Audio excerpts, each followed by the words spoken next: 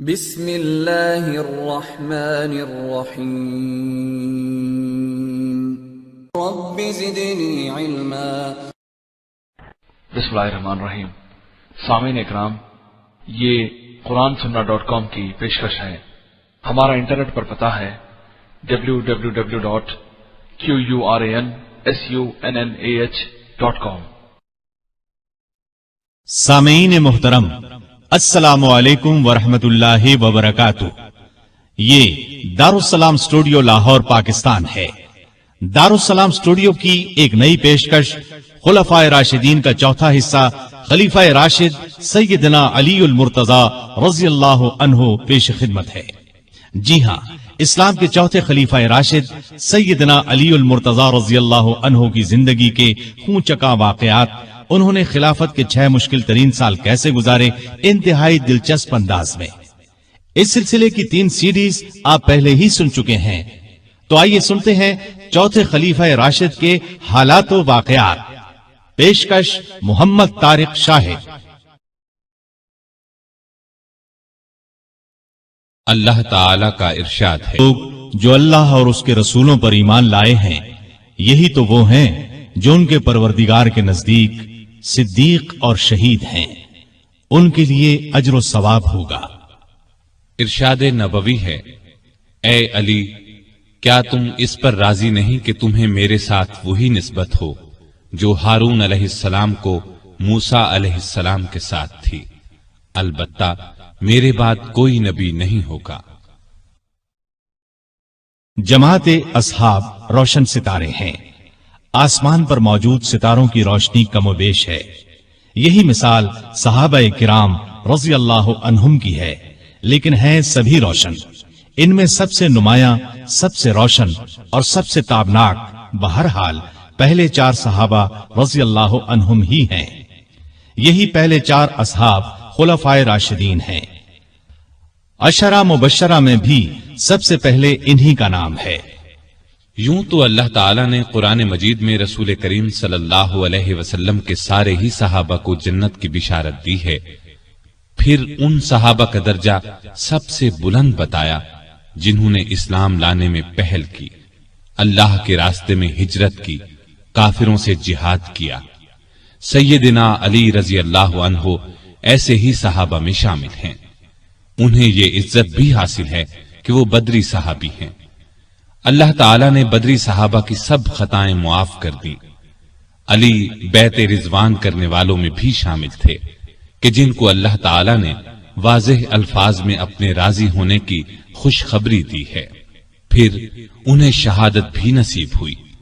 مسلمانوں کا ایمان ہے کہ راہ حق میں شہید جنتی ہیں۔ ان سب باتوں کے علاوہ سیدنا علی رضی اللہ عنہ ان 10 صحابہ میں بھی شامل ہیں جنہیں دنیا میں جنتی ہونے کی بشارت دی گئی، یعنی عشرہ مبشرہ میں ہیں۔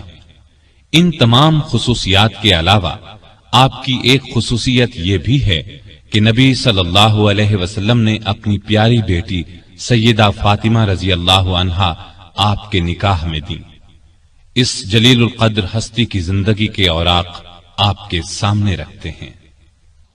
سیدنا علی بن ابی طالب رضی اللہ عنہ 6 صدی عیسوی کے آخری سال یعنی 600 عیسوی میں یا 601 عیسوی میں مکے میں پیدا ہوئے۔ اس وقت رسول کریم صلی اللہ علیہ وسلم کی عمر 30 سال کے قریب تھی، گویا علی رضی اللہ عنہ آپ سے 30 سال چھوٹے تھے۔ ہجری سن سیدنا علی کی پیدائش کے قریباً 23 سال بعد شروع ہوا، مطلب یہ کہ آپ نے ہجرت سے 23 سال پہلے اس دنیا میں آنکھ کھولی۔ والدہ نے نام اسد یا حیدر رکھا، لیکن والد نے علی نام رکھا، پھر اسی نام پر دونوں کا اتفاق ہو گیا، البتہ حیدر ان کا لقب ہو گیا۔ آپ کی کنیتیں ابو الحسن اور ابو تراب تھیں۔ ابو تراب کی کنیت نبی کریم صلی اللہ علیہ وسلم نے عطا فرمائی۔ آپ کے لقب اسد، مرتضی اور حیدر ہیں۔ سیدنا علی رضی اللہ عنہ رسول کریم صلی اللہ علیہ وسلم کے سگے چچا ابو طالب کے بیٹے تھے۔ ان کا خاندان وہی تھا جو آپ کا تھا، اور یہ قبیلہ قریش کا سب سے زیادہ عزت والا گھرانہ تھا۔ یہ گھرانہ بنو ہاشم کہلاتا تھا۔ गोया नबी करीम सल्लल्लाहु अलैहि वसल्लम भी हाशिमी थे और सैयदना अली भी हाशिमी थे। सैयदना अली के वालिद का नाम तो अब्द मनाफ था, लेकिन वो अपनी कुनियत अबू तालिब से मशहूर थे। रसूल करीम सल्लल्लाहु अलैहि वसल्लम के वालिद जनाब अब्दुल्ला उनके सगे भाई थे। उनका नसब इस तरह है, अबू तालिब बेटे थे अब्दुल मुत्तलिब के, अब्दुल मुत्तलिब बेटे थे हाशिम के, हाशिम बेटे थे अब्द मनाफ के और अब्द मनाफ बेटे थे कुसै के। अबू तालिब मक्के के बुजुर्ग और सरदार थे। रसूलुल्लाह सल्लल्लाहु अलैहि वसल्लम पर जान छिड़कते थे, आपको अपनी औलाद से भी ज्यादा चाहते थे। आप 25 साल की उम्र तक अबू तालिब के साथ ही रहे। फिर उनकी इजाजत से मक्के की एक नेक खातून सैयदा खदीजा रजी अल्लाह अन्हा से शादी कर ली और अलग रहने लगे। आपने नबूवत का ऐलान किया तो कुरैश जान के दुश्मन बन गए, लेकिन ये अबू तालिब ही थे जो आपकी हिमायत में उठ खड़े हुए, हर तरह से आपका साथ दिया। अली रजी अल्लाह अन्हो की वालिदा का नाम फातिमा रजी अल्लाह अन्हा था। वो भी हाशिमी थीं। ये आप पर ईमान ले आई थीं। ये भी आपसे हद दर्जे मोहब्बत करती थीं। उन्होंने हिजरत भी की और हिजरत के 4 या 5 साल बाद वफात पाई। सैयदना अली कोई 5 बरस के थे कि मुल्क में कहत पड़ गया। अबू तालिब पर एक बड़े कुनबे का बोझ था, इसलिए आप सल्लल्लाहु अलैहि वसल्लम ने उनसे अली को मांग लिया। उस वक्त से सैयदना अली आपके साथ रहने लगे। सैयदा खदीजा रजी अल्लाह अन्हा ने उनकी परवरिश और तरबियत में आपका बराबर साथ दिया। नबी करीम सल्लल्लाहु अलैहि वसल्लम ने नबूवत का ऐलान फरमाया तो उस वक्त सैयदना अली की उम्र करीबन 10 बरस थी। रसूलुल्लाह सल्लल्लाहु अलैहि वसल्लम की दावत पर उन्होंने फौरन इस्लाम कबूल कर लिया। इस तरह बच्चों में सबसे पहले उन्हीं को इस्लाम की दौलत नसीब हुई। अब वो भी आपके साथ नमाज पढ़ने लगे। एक दिन उनके वालिद अबू तालिब ने उन्हें आपके साथ नमाज पढ़ते देखा तो पूछा, बेटा ये दीन क्या है जिस पर तुम चल रहे हो? उन्होंने फौरन जवाब दिया, अब्बा जान, मैं अल्लाह और उसके रसूल पर ईमान ले आया हूँ, उनकी तस्दीक कर चुका हूँ और ये मैंने उनके साथ नमाज पढ़ी है। इस पर अबू तालिब ने कहा, मोहम्मद तुम्हें भलाई के सिवा किसी चीज की तरफ नहीं बुलाएंगे, तुम उनके साथ लगे रहो। सैयदना अली रजी अल्लाह अन्हु बचपन ही से नेक थे, बुतों से नफरत करते थे। रसूलुल्लाह सल्लल्लाहु अलैहि वसल्लम की तरबियत ने उन्हें इल्म का समुंदर बना दिया। लड़कपन ही में लिखना पढ़ना सीख लिया। उस जमाने में ये बहुत बड़ी खूबी की बात थी। उसी जमाने में उन्होंने हथियार चलाने और दुश्मन से लड़ने का ढंग भी सीख लिया। जवान होने तक उन्होंने सिपाहगरी के उसूल और कायदे पूरी तरह सीख लिए। कुश्ती में तो कोई उनसे जीत नहीं सकता था। वालिद की वफात के बाद सिर्फ 3 बरस मक्के में रहे। रसूल करीम सल्लल्लाहु अलैहि वसल्लम ने जब हिजरत की तो सैयदना अली को अपने बिस्तर पर सुलाया। लोगों की जो अमानतें आपके पास थीं, वो सब आपने अली के हवाले की और फरमाया, ये अमानतें इनके मालिकों को सौंप कर मदीने आ जाना। काफिरों ने उस वक्त आपके घर को घेर रखा था। आप सल्लल्लाहु अलैहि वसल्लम रात के वक्त घर से निकले तो अल्लाह ताला ने काफिरों की आंखों पर पर्दे डाल दिए और वो आपको न देख सके। सुबह उन्हें मालूम हुआ कि रसूलुल्लाह सल्लल्लाहु अलैहि वसल्लम मकान छोड़कर जा चुके हैं, तो वो बहुत झुंझलाए। उन्होंने अली को पकड़ लिया, आंखें निकालकर बोले, बताओ तुम्हारे साहिब कहां हैं? इस पर सैयदना अली ने जवाब दिया, मुझे कुछ मालूम नहीं कि वो कहां हैं। ये जवाब सुनकर उन्हें सख्त गुस्सा आया, डांट डपट की। फिर उन्हें अपने साथ ले गए, एक जगह कैद कर दिया, लेकिन जब उनसे कुछ मालूम न हो सका तो छोड़ दिया। अब उन्होंने लोगों की अमानतें लौटाई। फिर मक्के से हिजरत करके आप सल्लल्लाहु अलैहि वसल्लम की खिदमत में हाजिर हुए। उस वक्त आप कुबा में तशरीफ फरमा थे। अली रजी अल्लाह अन्हु ने मक्के से कुबा तक का सफर पैदल तय किया। ये 350 मील का सफर है। कुबा पहुंचे तो पांव में छाले पड़ चुके थे। फिर आप रजी अल्लाह अन्हु नबी सल्लल्लाहु अलैहि वसल्लम के साथ मदीने आ गए। हिजरत के बाद सैयदना अली रजी अल्लाह अन्हु ने 35 बरस से कुछ ज्यादा मुद्दत मदीने में गुजारी। ये उनकी मदनी जिंदगी कहलाई। हिजरत से कुछ अरसा बाद नबी सल्लल्लाहु अलैहि वसल्लम ने मस्जिद नबवी की तामीर फरमाई।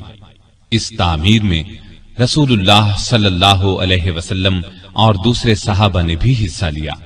وہ اینٹیں اور گارا ڈھوتے وقت اشعار پڑھتے جن کا مطلب ہے، جو مسجد تعمیر کرتا ہے کھڑے ہو کر اور بیٹھ کر مشقت برداشت کرتا ہے، اور جو گرد و غبار اور مٹی سے بچنے کے لیے اس سے جی چراتا ہے، وہ دونوں برابر نہیں ہو سکتے۔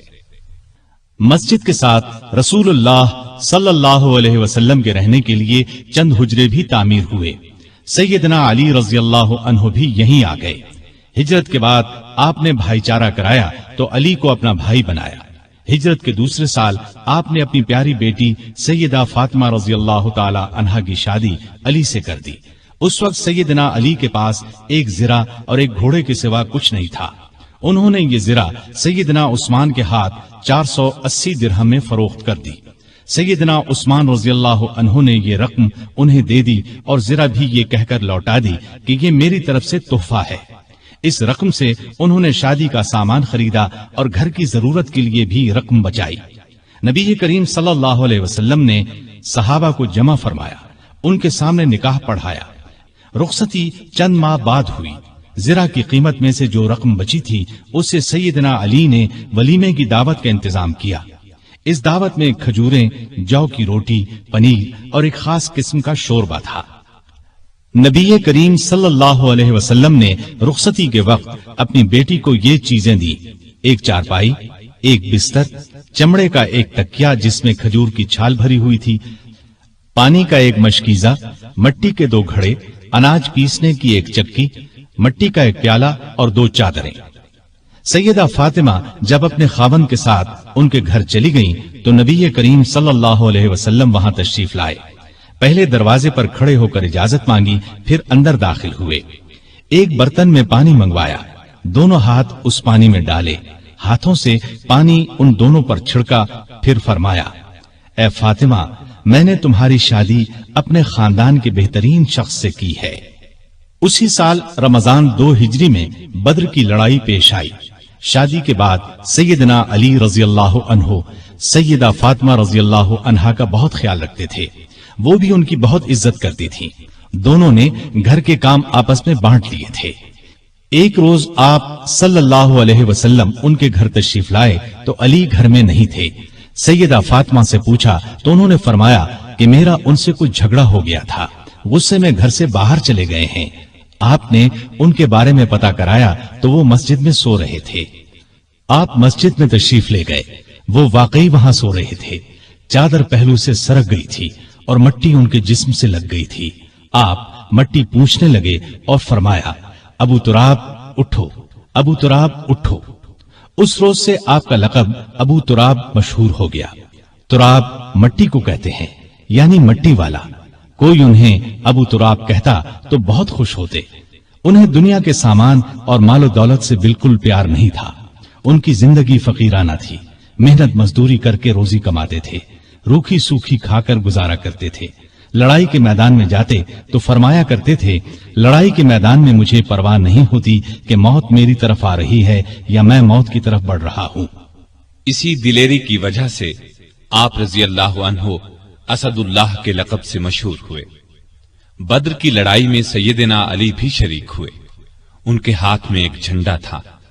دونوں لشکر آمنے سامنے ہوئے تو کافروں کے لشکر سے عتبہ، شیبہ اور ولید میدان میں نکلے اور مسلمانوں کو مقابلے کے لیے للکارا۔ مسلمانوں کی طرف سے بھی 3 انصاری جوان، عوف، معوذ اور عبداللہ بن رواحہ رضی اللہ عنہم میدان میں آ گئے، لیکن ان تینوں کو دیکھ کر کافروں نے ان سے لڑنا اپنی شان کے خلاف سمجھا۔ عتبہ نے پکار کر کہا: اے محمد، یہ لوگ ہمارے جوڑ کے نہیں ہیں، ہماری قوم کے لوگوں کو ہمارے مقابلے پر بھیجو۔ اس پر رسول اللہ صلی اللہ علیہ وسلم نے سیدنا علی، سیدنا حمزہ اور سیدنا عبیدہ بن حارث رضی اللہ عنہم کو حکم دیا کہ آگے بڑھ کر ان کا مقابلہ کریں۔ تینوں بہادر فوراً آگے بڑھے۔ اس وقت سیدنا علی رضی اللہ عنہ نے سر پر سفید صوف کا ترہ لگا رکھا تھا۔ ان کا سامنا ولید سے ہوا، سیدنا حمزہ کا عتبہ سے اور سیدنا عبیدہ کا شیبہ سے ہوا۔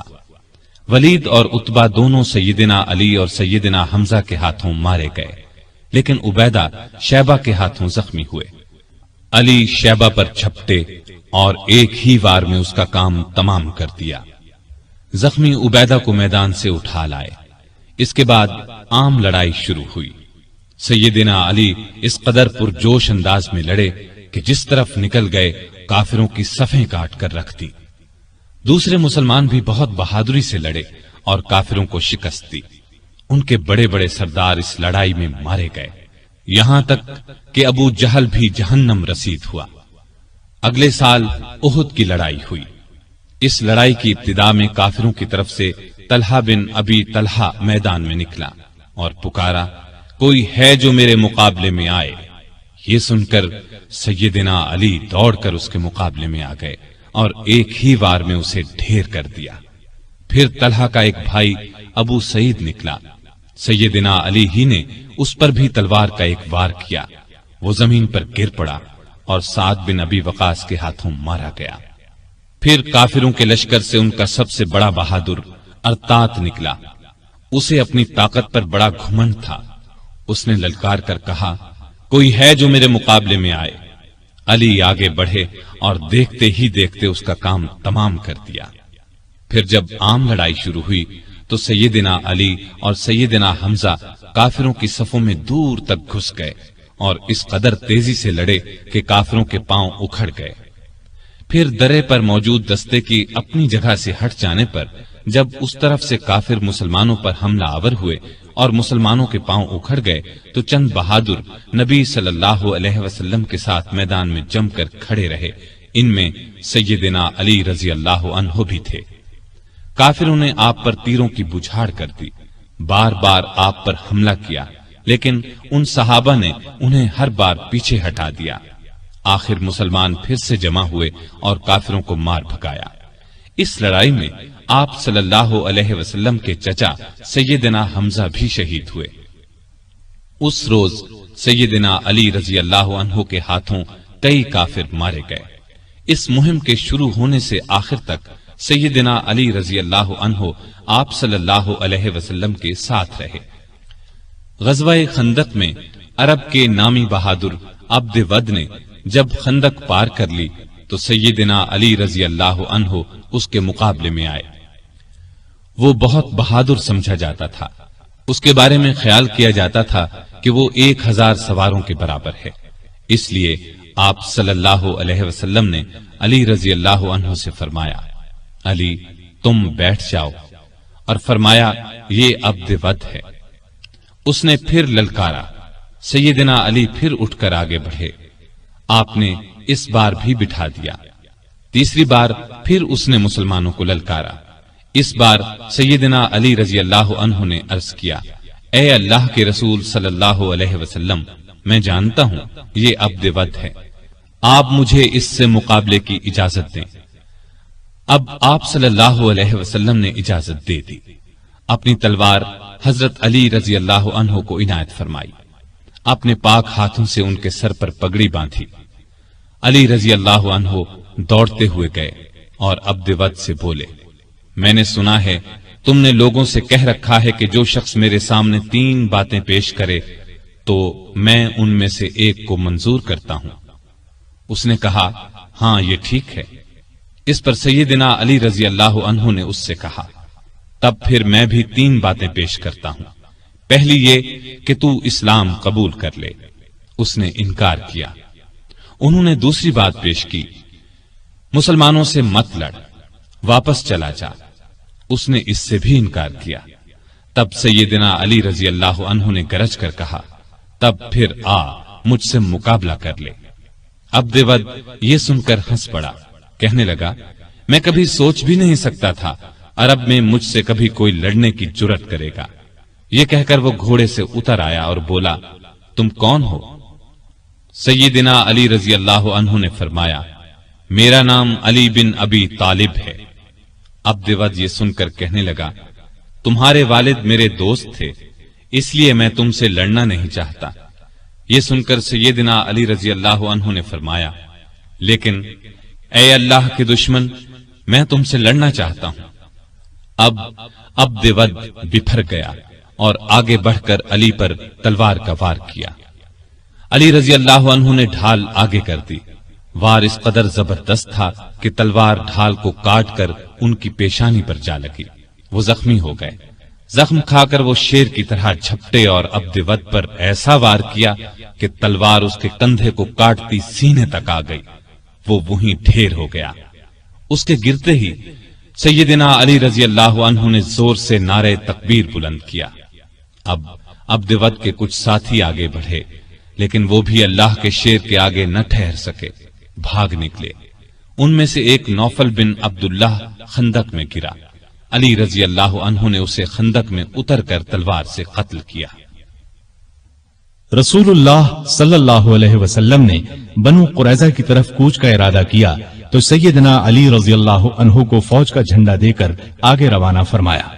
پھر آپ 3000 مجاہدین کے ساتھ روانہ ہوئے۔ لڑائی سے پہلے ہی بنو قریظہ ہمت ہار گئے اور ہتھیار ڈال دیے۔ مدینے سے 60 کلومیٹر دور فدق نامی یہودیوں کی بستی تھی۔ یہ یہودی خیبر کے یہودیوں کو مسلمانوں کے مقابلے پر اکسا رہے تھے۔ آپ صلی اللہ علیہ وسلم نے سیدنا علی کو 200 سوار دے کر ان کی طرف روانہ فرمایا۔ مسلمانوں نے ان لوگوں کو شکست دی، وہ بھاگ نکلے۔ مسلمانوں کے ہاتھ 500 اونٹ اور 2000 بکریاں لگی۔ وہ ان کو ہانک کر مدینے لے آئے۔ بیعت رضوان میں بھی سیدنا علی ساتھ تھے۔ صلح نامہ لکھنے کا کام ان کے سپرد ہوا۔ انہوں نے شروع میں بسم اللہ الرحمن الرحیم لکھا تو قریش کے نمائندے نے اس پر اعتراض کیا اور کہا ہم رحمان کو نہیں مانتے، لہذا یہ لکھا جائے بسمک اللہم۔ رسول کریم صلی اللہ علیہ وسلم کی ہدایت پر سیدنا علی نے یہی لکھ دیا۔ اب آپ نے ان سے فرمایا لکھو، یہ وہ شرطیں ہیں جو محمد رسول اللہ صلی اللہ علیہ وسلم نے قریش سے طے کی ہیں۔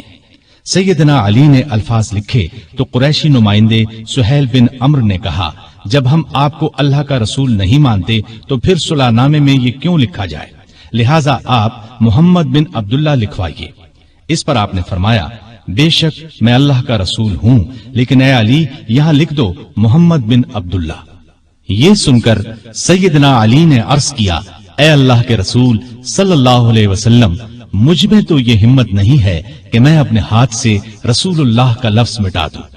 ان کی بات سن کر رسول اللہ صلی اللہ علیہ وسلم نے اپنے ہاتھ سے رسول اللہ کے الفاظ مٹا دیے۔ اس کے بعد علی نے باقی معاہدہ تحریر کیا۔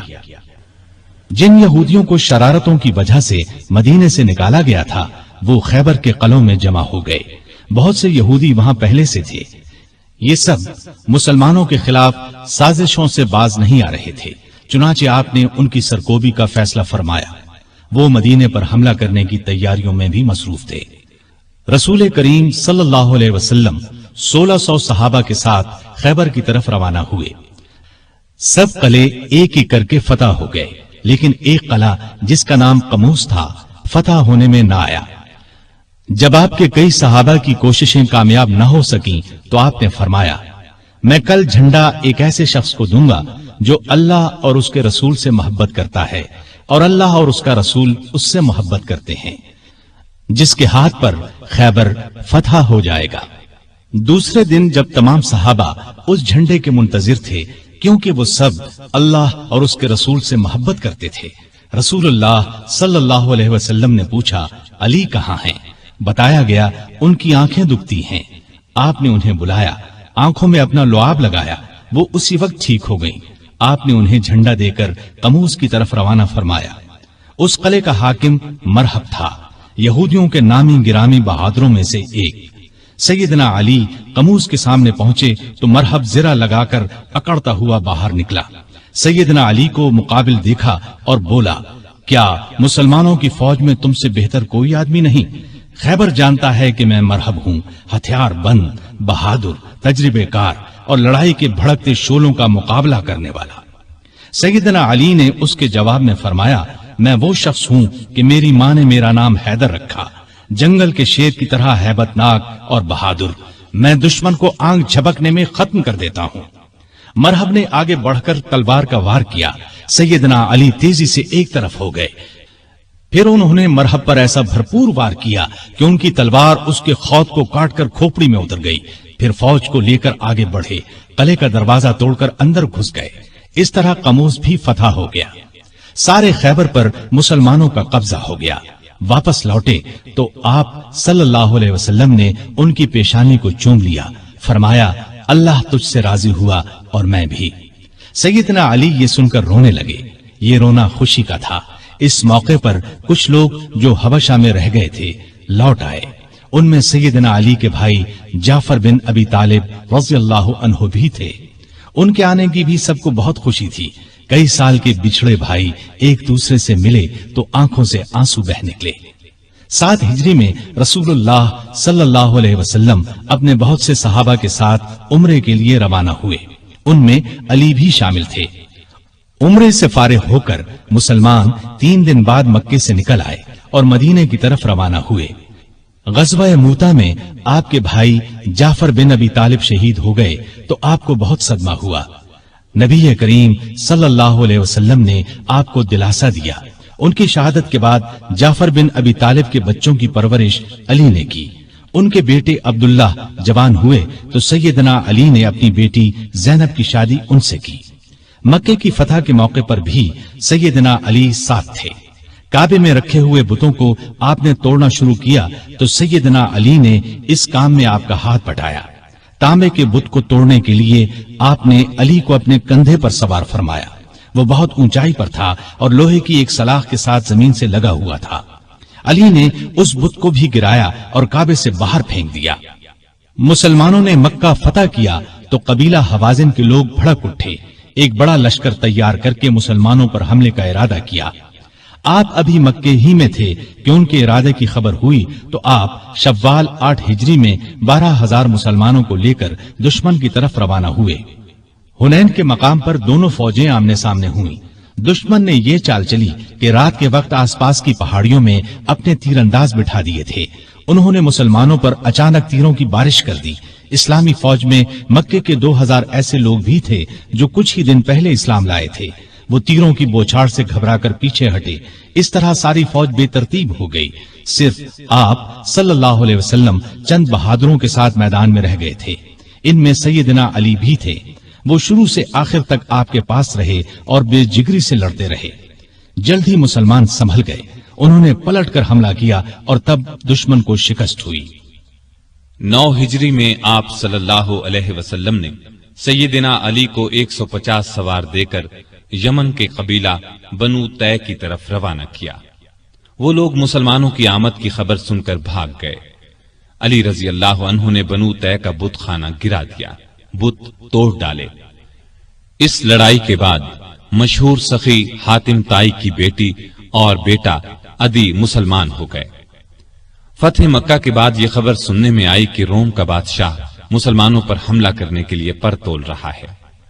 نبی صلی اللہ علیہ وسلم نے خود آگے بڑھ کر اسے روکنے کا فیصلہ کیا. آپ صلی اللہ علیہ وسلم نے اس موقع پر سیدنا علی کو اپنا قائم مقام بنایا اور خود 30,000 فوج لے کر روانہ ہوئے. بعض منافقین نے علی کو تانا دیا کہ وہ جنگ سے بچنے کے لیے نہیں گئے. اس پر انہیں رنج ہوا. ہتھیار لگا کر روانہ ہوئے. لشکر تک پہنچ گئے. نبی صلی اللہ علیہ وسلم نے ان سے آنے کی وجہ پوچھی تو عرض کیا، اے اللہ کے رسول صلی اللہ علیہ وسلم، میں نے شروع سے لے کر آج تک اللہ کی راہ میں لڑنے سے قدم پیچھے نہیں ہٹائے، لیکن معلوم نہیں اس مرتبہ مجھے جہاد میں شریک کرنے کے بجائے مدینے میں کیوں چھوڑ دیا گیا. یہ سن کر نبی صلی اللہ علیہ وسلم نے ارشاد فرمایا، اے علی، کیا تم اس بات سے راضی نہیں کہ تمہارا میرے ساتھ وہی تعلق ہو جو موسیٰ علیہ السلام کا ہارون علیہ السلام سے تھا، سوائے اس کے کہ میرے بعد کوئی نبی نہیں ہوگا. مطلب یہ تھا کہ جس طرح موسیٰ علیہ السلام کوہ طور پر جاتے وقت ہارون علیہ السلام کو اپنا قائم مقام بنا گئے تھے، اسی طرح میں نے تمہیں اپنا قائم مقام بنایا تھا. لیکن ہارون علیہ السلام نبی بھی تھے جبکہ تم نبی نہیں ہو سکتے، اس لیے کہ میرے بعد کوئی نبی نہیں آئے گا. آپ کا یہ ارشاد سن کر سیدنا علی خوش ہو گئے اور مدینے واپس ہو کر آپ صلی اللہ علیہ وسلم کی قائم مقامی کا فریضہ انجام دیتے رہے. یہاں تک کہ آپ تبوک سے واپس تشریف لے آئے۔ مکہ کی فتح کے بعد نبی صلی اللہ علیہ وسلم نے سیدنا خالد بن ولید کو حکم دیا کہ وہ یمن جا کر قبیلہ ہمدان کو اسلام کی دعوت دیں۔ وہ گئے، بہت کوشش کی، لیکن انہوں نے اسلام قبول نہ کیا۔ اب آپ صلی اللہ علیہ وسلم نے سیدنا علی کو بھیجا۔ آپ صلی اللہ علیہ وسلم نے قبیلہ ہمدان کے نام ایک خط بھی دیا۔ علی رضی اللہ عنہ نے وہ خط انہیں سنایا اور اسلام کی دعوت دی۔ اس خط کے الفاظ کا اثر ان پر ہوا۔ پھر سیدنا علی نے جو ان کے سامنے واز کیا وہ بھی بہت اثر انگیز تھا، چنانچہ ان لوگوں نے اسلام قبول کر لیا۔ سیدنا علی رضی اللہ عنہ نے یہ خبر آپ صلی اللہ علیہ وسلم کو بھیجی۔ نبی صلی اللہ علیہ وسلم نے سجدہ شکر ادا کیا اور فرمایا، ہمدان کے لوگوں پر سلامتی ہو، ہمدان کے لوگوں پر سلامتی ہو۔ ہجرت کے 10ویں سال نبی صلی اللہ علیہ وسلم نے علی رضی اللہ عنہ کو ایک اور قبیلے مزہج کی طرف روانہ فرمایا تاکہ انہیں اسلام کی دعوت دی جائے۔ آپ صلی اللہ علیہ وسلم نے ہدایت فرمائی کہ اس وقت تک تلوار نہ اٹھائی جائے جب تک تم پر کوئی حملہ نہ کرے۔ سیدنا علی رضی اللہ عنہ 300 سواروں کے ساتھ مزہج کے علاقے میں پہنچے۔ وہ لوگ لڑنے پر تلے ہوئے تھے، چنانچہ زبردست مارکا ہوا۔ آخر وہ لوگ بھاگ نکلے۔ اس کے بعد قبیلے کے سردار اور بہت سے دوسرے لوگ خود علی رضی اللہ عنہ کی خدمت میں حاضر ہوئے اور مسلمان ہو گئے۔ نبی صلی اللہ علیہ وسلم نے علی کو وہاں کا قاضی بھی مقرر فرمایا۔ آپ رضی اللہ عنہ چند ماہ وہاں رہے۔ اس دوران میں سیدنا علی رضی اللہ عنہ نے مقدمات کے فیصلے بھی کیے۔ ہجرت کے 10ویں سال رسول کریم صلی اللہ علیہ وسلم نے حج کیا۔ سیدنا علی بھی یمن سے آ کر اس یادگار حج میں شریک ہوئے۔ انہوں نے رسول اللہ صلی اللہ علیہ وسلم کے حکم پر قربانی کے اونٹوں کا گوشت تقسیم کیا۔ حج سے واپس آنے کے کچھ ہی عرصے بعد نبی صلی اللہ علیہ وسلم بیمار ہوئے۔ ہجرت کے 11ویں سال آپ صلی اللہ علیہ وسلم اس دنیا سے تشریف لے گئے۔ یہ صدمہ علی رضی اللہ عنہ کی زندگی کا سب سے بڑا صدمہ تھا۔ انہوں نے عباس رضی اللہ عنہ، ان کے 2 بیٹوں قسم اور فضل رضی اللہ عنہم اور ایک انصاری صحابی کے ساتھ مل کر آپ صلی اللہ علیہ وسلم کو غسل دیا۔ اس وقت انہوں نے نبی صلی اللہ علیہ وسلم کے جسم اطہر کو اپنے بدن سے لگا رکھا تھا۔